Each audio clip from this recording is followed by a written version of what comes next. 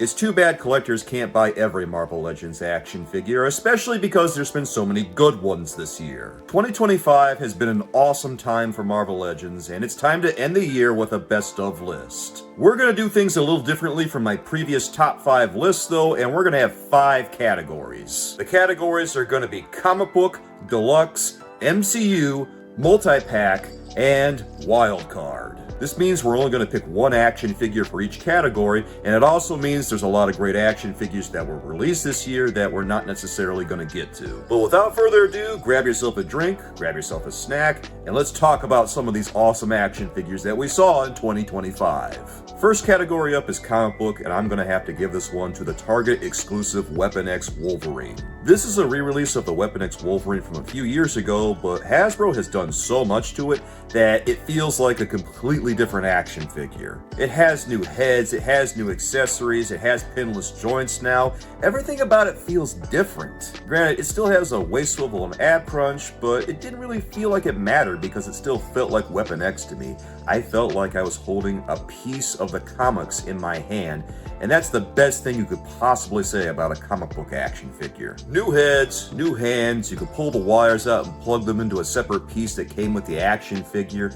This whole package felt very toyetic to me, and I always feel that being toyetic is going to bump that action figure up a few extra marks. Next up is the deluxe category, and I think I'm going to have to give this one to Strong Guy. This might be slightly controversial, but I felt like Strong Guy was a complete package.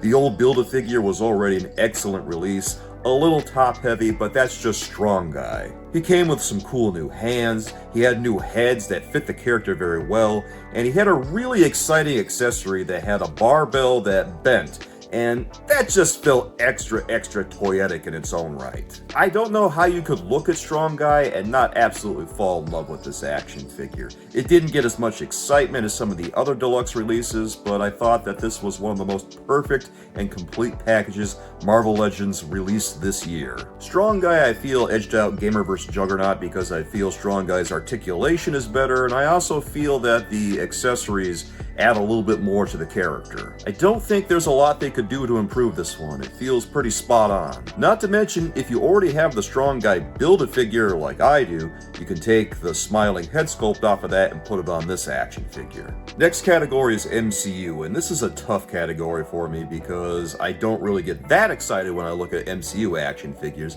but as soon as I saw Daredevil, I knew that this was the one. The old Netflix Daredevil that was released a few years back is really hard to get now. This one is an improvement in pretty much every way. You name it, the Daredevil Born Again action figure has it beat. The sculpting is immaculate, the accuracy is spot on, and the likeness looks exactly like Charlie Cox. It's everything you want from a good MCU action figure, and if that's not enough, it has a billy club with a long cable that attaches. I know we keep coming back to the word toyetic, but it's so important when we talk about action figures because that cable makes this action figure fun.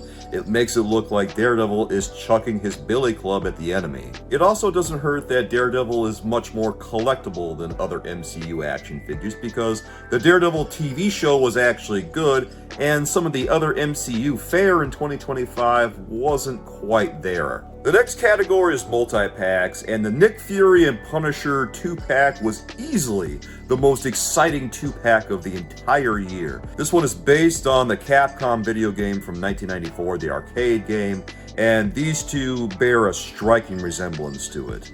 It looks like these characters stepped off of the arcade cabinet. That's how good they are. They come with loads of accessories that are taken straight from the game. The paint jobs look exactly like the artwork. And this is simply a 2-pack Hasbro's released where you actually want both characters. Do I want a Punisher? Yes. Do I want a Nick Fury? Also yes. And these are just 2 great versions of these characters. They're fun to look at, they're fun to play with, and if you're a fan of that Punisher video game, this seems like a very obvious choice. More Marvel Legends 2-packs should be like this one, because having a themed 2-pack that's loaded like this one is one of the best things you could possibly buy. And now for our last category, the wild card category.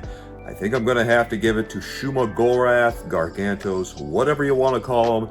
This figure was incredible. This is a character I thought that Marvel Legends would never do. He's massive, he's weird, tentacles all over the place, giant eyeball. I remember thinking to myself a while ago, how would they ever do an action figure of this? And here we are. Frankly, I'm impressed they pulled it off at all because it's a marvel of design that they got it to work. But that it looks as cool as it does, yeah, I love this figure. A lot of people didn't seem to like this one. I don't know why. I think it's one of the best things that Marvel Legends has ever done. I love it when Marvel Legends takes big risks like this and makes weird action figures. It makes the whole line better. And any reason to have more bendies in the line is a W, I think. Any excuse to have more bendies in tails, tentacles, whatever the case. And they did some really weird, fun stuff with the articulation on this one. The base of each tentacle moves around, the eyeball moves. It's such a weird, gross, fun action figure. I love it. Well, Soulmates, those are my top 5 for this year. Obviously, we haven't gotten to a lot of great Marvel Legends that were released this year,